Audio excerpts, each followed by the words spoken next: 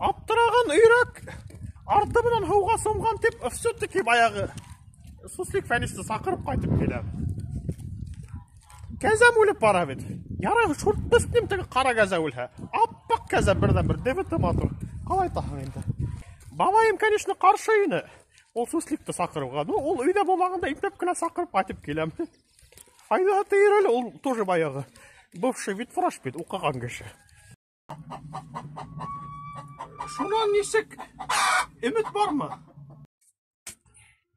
Мәфтух апай, эштәр бик хорт. Аллам. Последний средство қалайынды мында.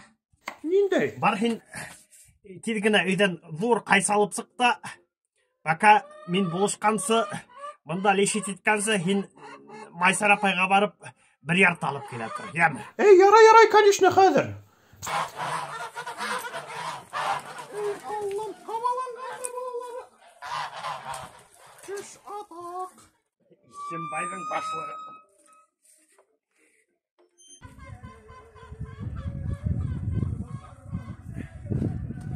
Я шунан болды ма? Болды.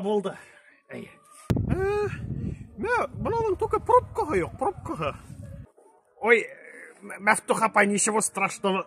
Оның пробка важно түгіл, оның содержимое главный. Атақ. Фәнис қостым? Неме? Нишеп дебетін қырқып? Артына тәрі түшіріп қойдың ол крест? Потому что ол барыбір өлі.